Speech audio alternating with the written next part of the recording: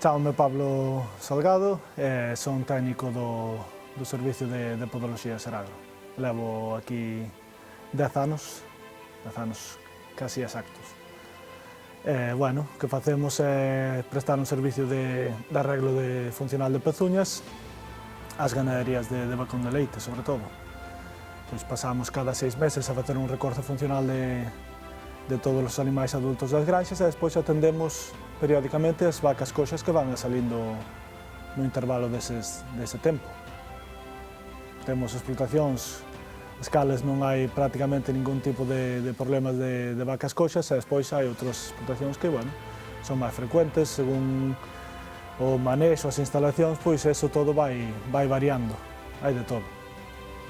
Pois eu creo que o mellor do meu traballo pois é poder aconsellarlle, poder ir vendo como esas ganaderías van mellorando pouco a pouco na saúde podal, porque eso sí que é bastante reconfortable.